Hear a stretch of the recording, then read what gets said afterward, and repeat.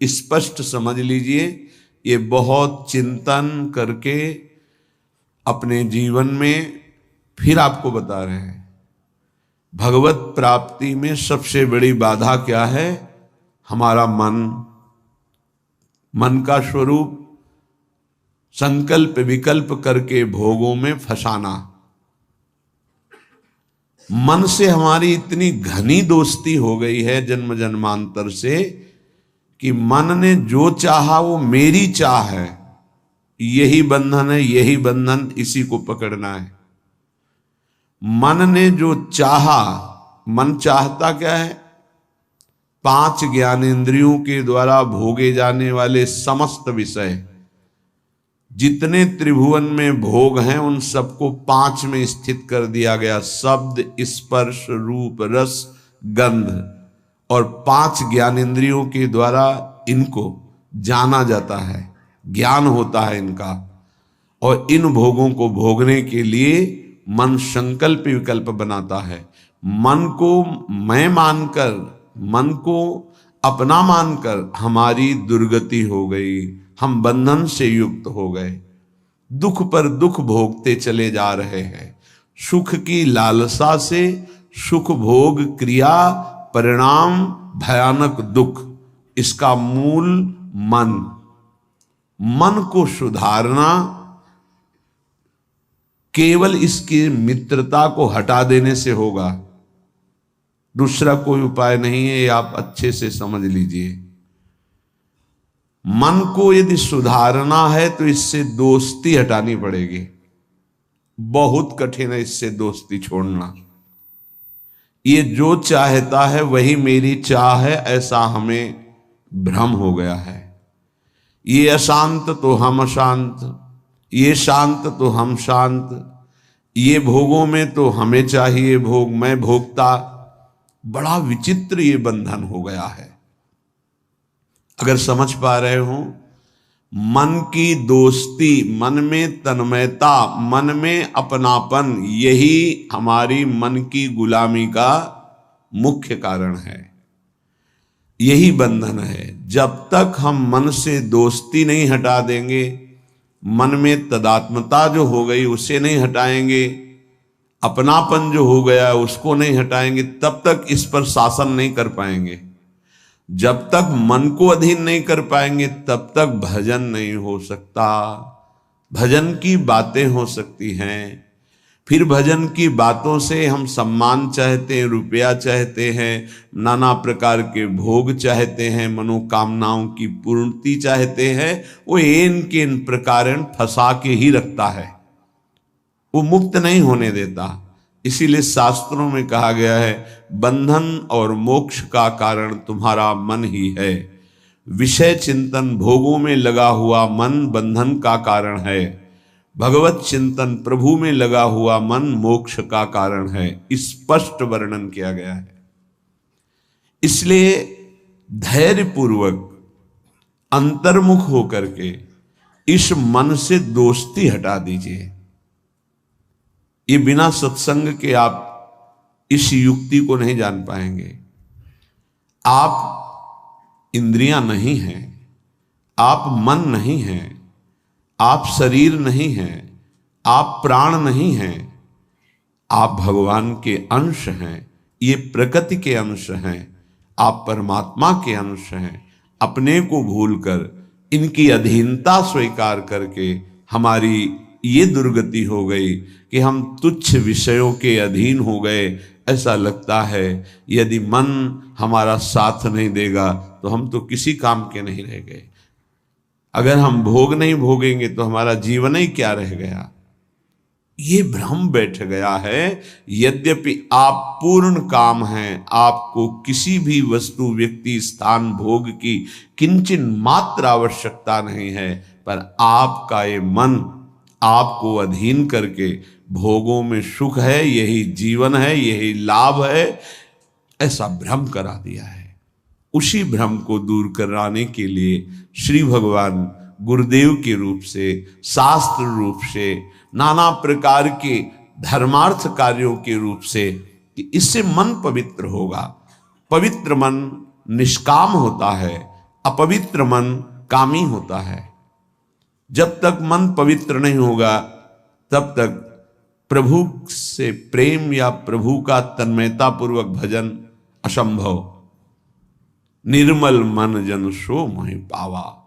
निर्मल मन प्रभु के नाम, प्रभु के धाम, प्रभु की लीला, प्रभु के रूप, इन्हीं से निर्मल होता है। संसार का नाम, संसार का रूप, संसार की जो त्रिगुणात्मका माया के द्वारा खेले जाना वाला खेल है, ये सब मलिन करने वाला है मन को, और हम इसी में लगाए हैं, इसीलिए हमारी दुर्दशा हो रही है। बिल्कुल सच्ची मानिए, ये हमारे इस समय शत्रु पक्ष का काम कर रहे हैं, मन और इंद्रियां। देखो, कई बार का ध्यान दीजिए, पैसा दे के ये जानते हैं कि इसमें जो नाटक हो रहा है वो बिल्कुल झूठा है। आप जाते हैं, आप वहां 3 घंटे बैठते हैं, कोई मन को विक्षेप नहीं, कोई मन भागेगा नहीं कहीं, आराम से आपको 3 घंटे साथ देगा।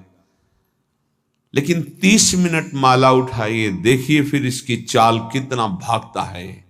तो शत्रु हुआ या मित्र, गलत कार्य के लिए पूरा तन्मयता होकर साथ देगा, भगवत कार्य के लिए एकदम खिलाफ हो जाएगा।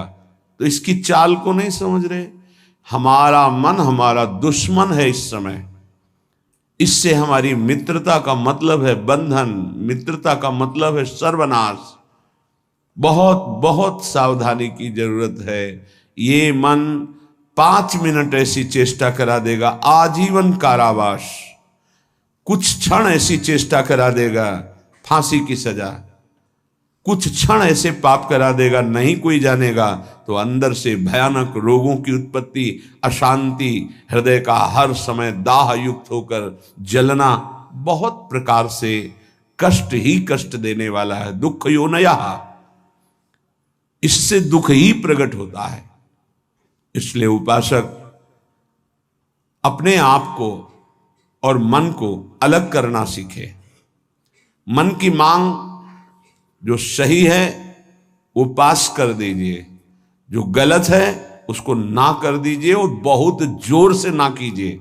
नहीं नहीं नहीं, 1000 बार वो आपके सामने पेश करेगा, बड़ा सुख मिलेगा, नहीं। पर हम अंदर से कहीं ना कहीं टूट चुके हैं, हार चुके हैं। तो हमें लगता है कि यदि हम मन का साथ नहीं देंगे तो हाँ, ये हमको जलाएगा, ये हमको परेशान करेगा, और वो मैं सह नहीं सकता। इसी से हम मुक्त नहीं हो पा रहे, इसी से हम परमानंद में नहीं डूब पा रहे। यही कमजोरी है, इसको अच्छे से समझिएगा। मन से एक बार युद्ध करना पड़ेगा।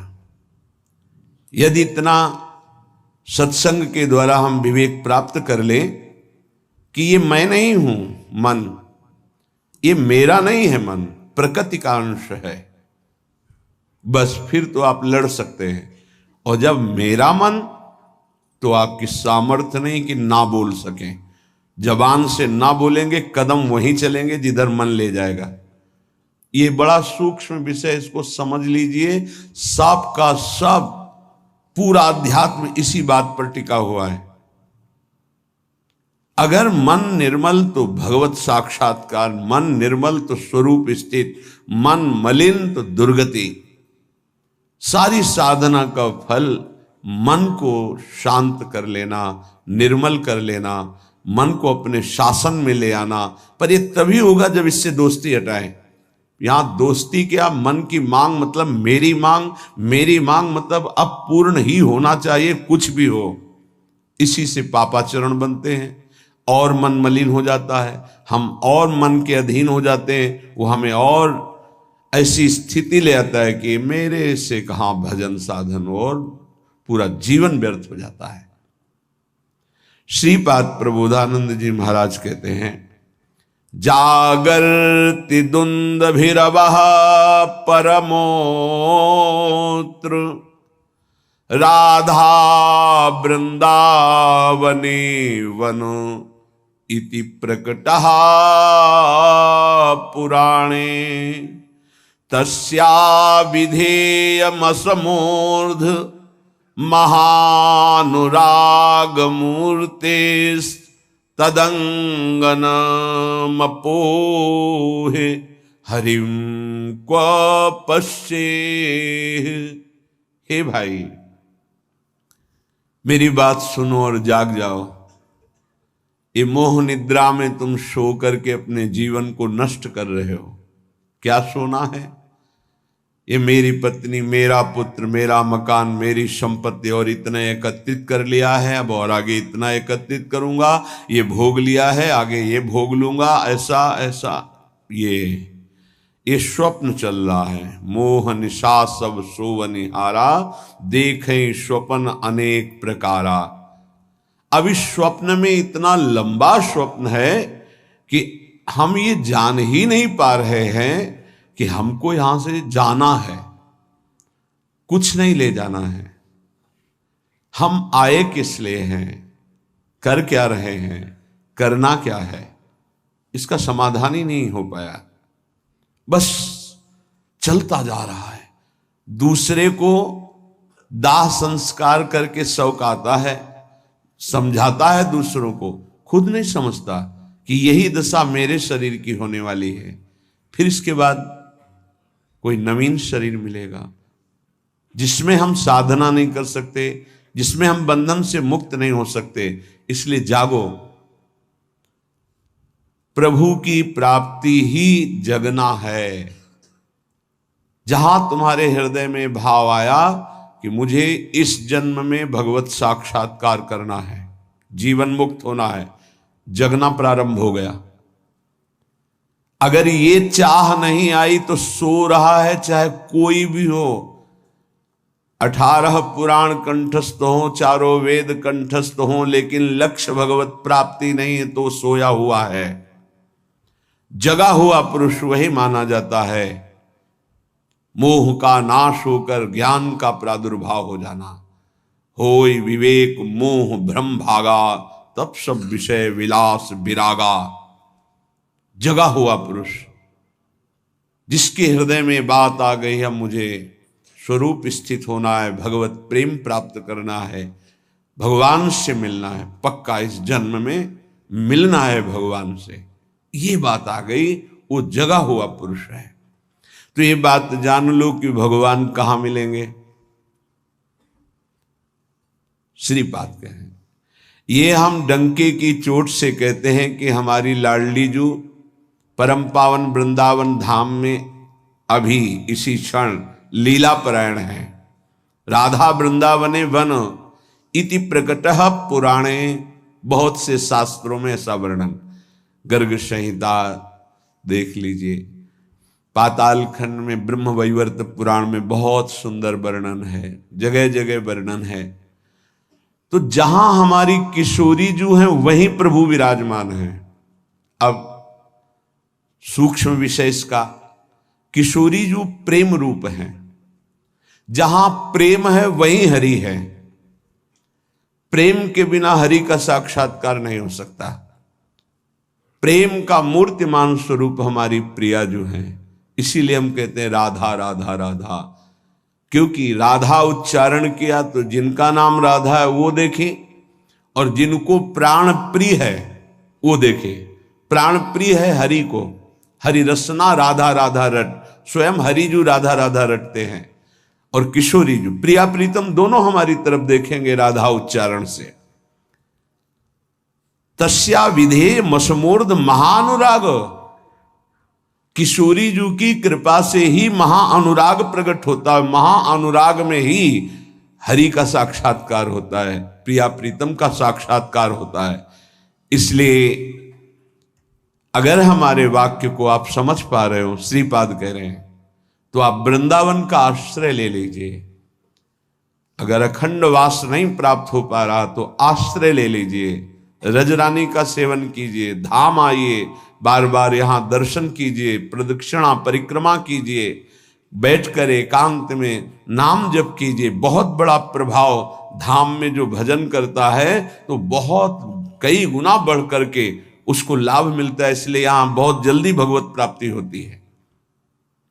मथुरा में 6 महीने में भगवत साक्षात्कार कर लिया ध्रुव जी ने। देखो 6 महीने भी बहुत होते हैं। अगर व्याकुलता बढ़ जाए, तन्मयता हो जाए, तो 6 मिनट में भगवान साक्षात्कार करा दें। वो बहुत कृपालु है। मिलंति चिंता मणिकोटि कोट्यः, अब ये बात समझनी है।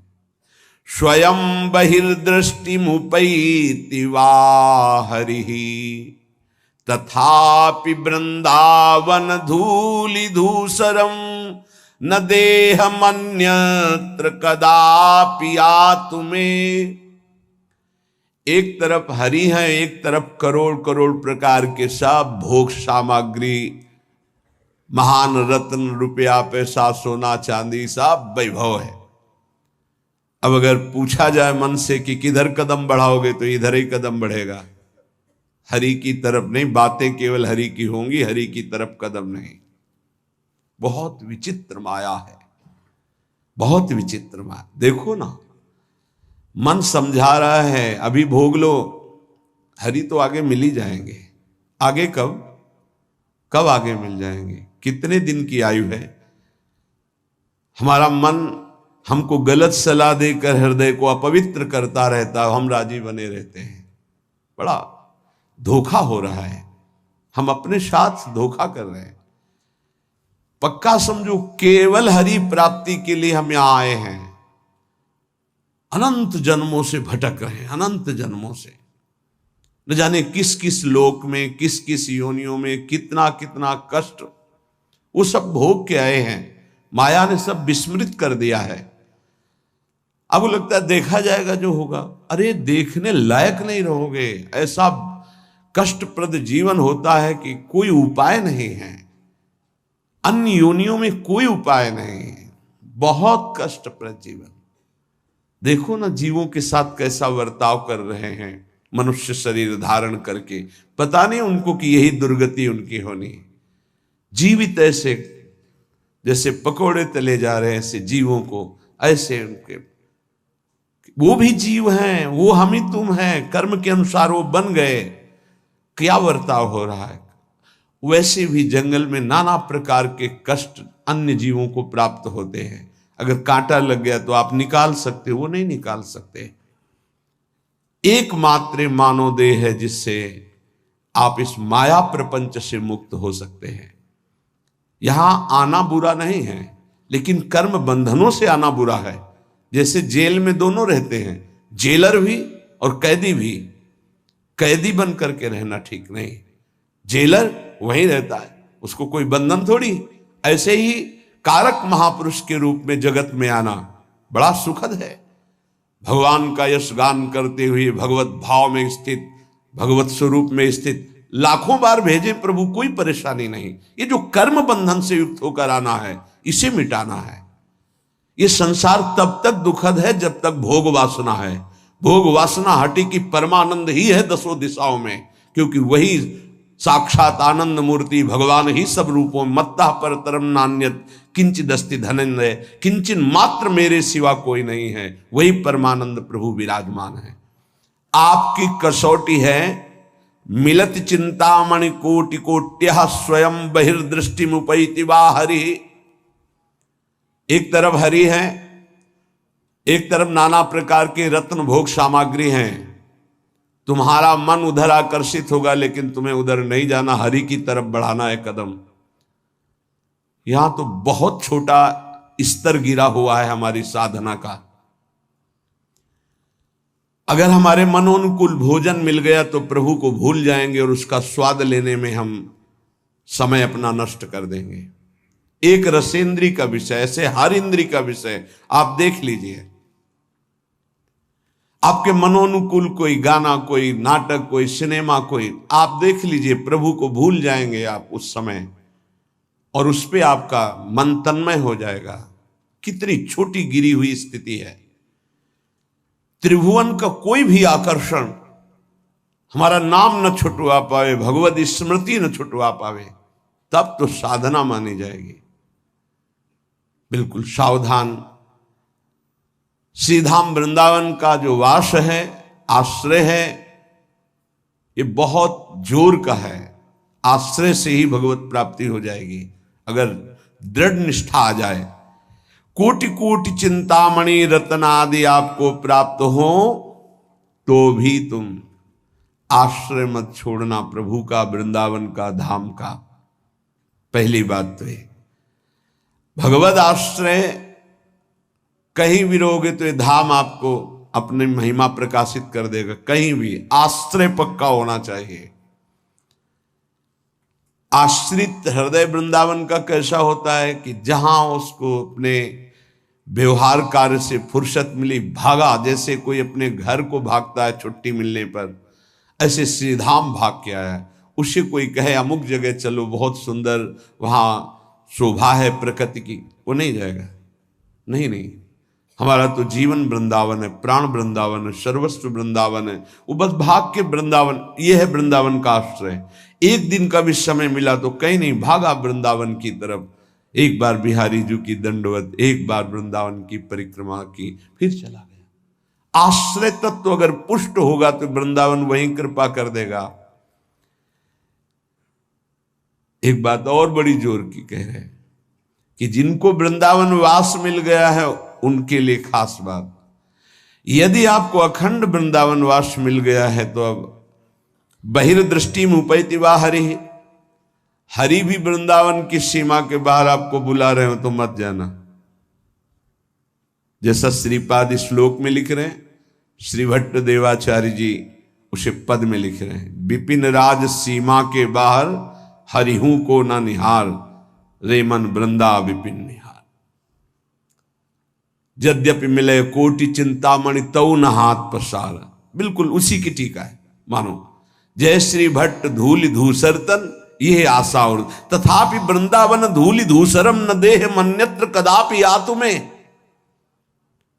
वृंदावन की रज से सना हुआ हमारा शरीर और अंतिम श्वास यही पूरी हो राधा, वो बात बन गई जो बड़ी बड़ी साधना से नहीं बनती, बड़ी बड़ी साधना से। अंदर की खास बात है अपने को भूल जाना और प्रभु के चिंतन में तन्मय हो जाना, यह भक्ति का लक्षण है। सब कुछ भूल जाना, अपने स्वरूप में स्थित हो जाना, यह ज्ञान का है। इसके अलावा भगवान की माया का प्रभाव है। बड़ी विडंबना है, भगवान की कृपा से जब कोई साधन बनता है तो हम भगवान की कृपा ना कह करके, भगवान की कृपा ना मान करके हम उसमें अपना अहम आरोपित कर लेते हैं। इसलिए हमारी साधना बाधित हो जाती है और हम विक्षिप्त हो जाते हैं, विक्षेप पड़ जाता है साधना में। किसी के मुख से सुन रहे थे कि मैं केवल प्रवचन नहीं कर रहा हूं, इतना समय हो गया ये नहीं खाया, ये नहीं पिया, ऐसा ये त्याग। अरे ये सब देहाभिमान के अंतर्गत है, इसका कोई महत्व नहीं है। मछली जल में रह करके पूरा जीवन व्यतीत करती है केवल जल पी करके, केचुआ केवल मिट्टी खा के रहता है, कितने पंछी केवल फल खा के रहते हैं। क्या भगवत प्राप्ति हो जाती है क्या?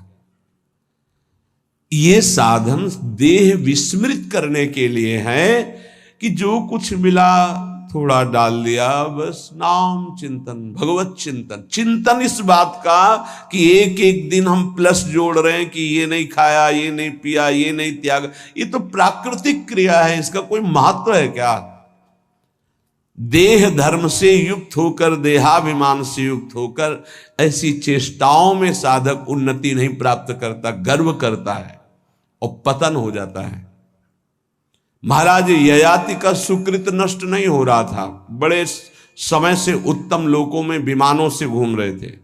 देवराज इंद्र ने एक बार उनको बुलाया, महाराज आपने कौन सा सुकृत किया कि आपके दिव्य लोक सुरक्षित हैं, अर्थात आपका पतन नहीं हो रहा, आपके पुण्य नष्ट नहीं हो रहे। तो सभा में जब ऐसा पूछा तो अहम उदित हो गया। महाभारत में भगवान व्यासदेव जी वर्णन करते हैं, उन्होंने कहा ना कोई ऐसा हुआ है, ना है, ना आगे होगा। जैसा मैंने दान किया, तप किया, सुकृत किए, बस ऐसा निकलना था कि सारे सुकृत भस्म हो गए। देवराज इंद्र ने कहा विश्व के समस्त ऋषियों का, महात्माओं का, धर्मात्माओं का आपने अपमान कर दिया, आप भ्रष्ट हो जाए। उसी समय सर के बल नीचे ऐसे मृत्युलोक की तरफ आने लगे। तब उन्होंने आर्त भाव से कहा गलती हो गई हमसे, हमारी अंतिम प्रार्थना, जा तो रहा हूं नीचे के लोक में लेकिन महात्माओं के बीच में गिरूं। तो कुछ महात्मा ऐसे खड़े हुए, महाराज शिवी भी उसमें थे, भगवत चर्चा संभाषण कर रहे थे। देखा कोई तेजों में पतन की स्थिति से आ रहा है गिरता हुआ, तो ये कोई पुण्यात्मा है, रोक दिया अपने भजन बल से। जब ये जाना कि तो महाराज ये आती है, सारे सुकृत अपने दे दिए, तत्काल ऊपर से ऊपर चले गए। भजन का एक बल है, वो बल भगवान की कृपा से जुड़ा होना चाहिए। अगर अहम से जुड़ गया तो पतन होने में देर नहीं लगती। इस बात में साधक बहुत सावधान रहे। प्रायः ये अहम घूम करके ऐसे आ जाता, ऐसे शब्द साफ संतों की अवहेलना हो रही थी उनके मुख से, साफ संतों की। ऐसा कोई कर सकता है जैसा मैं कर रहा हूं? मैं कुछ नहीं है। ये खाना पीना, लेना देना, उठना बैठना, ये एक प्राकृतिक चेष्टाएं हैं। इनसे किसी की महात्मा स्थिति नहीं जानी जाती। महात्मा स्थिति हृदय की होती है, जो समस्त द्वंद्वों पर विजय प्राप्त कर चुका है, जो देहाभिमान रहित हो चुका है, जो तीनों शरीरों के राग का त्यागी, उसे महात्मा कहते हैं। बड़ा सूक्ष्म विषय अध्यात्म, इसीलिए कह रहे अध्यात्म को समझने की जिज्ञासा करने वाला कोई लाखों में एक होता है, और अध्यात्म की जिज्ञासा पूर्ण करने वाला कोई करोड़ों में एक होता है। आप शास्त्रों में पढ़ के देखिए, हजारों जन्मों की पुण्य एकत्रित होते तब मुमुक्षुता जागृत होती, मैं मुक्त होना चाहता हूं। अरे भगवान की कृपा से कोई साधन बन जाए तो दैन्य हो जाओ कि भगवान ने साधना करवा दी। कृपयतु मयि वृंदारण्य राज्ञी मनाग, प्रति बहुल कृपारु स्नेह भाराद्रुदश्रु, फलतु तदनुकंपा कल्पवल्ली, फलम त्वद्भुतो मदिवसतिर्मे तत्प्रियाराम सीमनी। हे लाडली हम पर अतिशय कृपा कर दो, हे वृंदावनेश्वरी हम पर रीझ जाओ, ऐसी कृपा कर दो कि आपकी चरण चिन्हों से चिन्हित इस भूमि की सीमा से कभी बाहर ना जाऊं, ऐसी कृपा कर दो। हे करुणामयी कल्पलता स्वरूप, कल्पलता कल्पतरु, जो इच्छा करो वो प्राप्त। मेरी इच्छा यही है, ये इच्छा मेरी फलीभूत हो जाए कि मैं कभी वृंदावन की सीमा से बाहर न जाऊं। हे लाडली, यदि बाहर जाऊं तो आपका भरोसा केवल रहे हृदय में। आपके भरोसे से ही हम संसार प्रपंच के खेलों में फंसेंगे नहीं। महारानी जू, हे प्रियाजू, आप करुणामयी हम पर ऐसी कृपा कर दो कि पहली बात तो वृंदावन की सीमा के बाहर न जाऊं, दूसरी बात अगर बाहर सेवार्थ व्यवहार्थ तो हे लाडली आपके चरणों का दृढ़ भरोसा रहे। अगर श्री जी के चरणों का दृढ़ भरोसा है तो पतित नहीं हो सकता उपासक। बाहर और भीतर, संसार में और धाम में, दोनों बात समझ लीजिए। हृदय में और बाहर व्यवहार में, धाम में और संसार में, वही सौभाग्यशाली माना जाएगा जिसका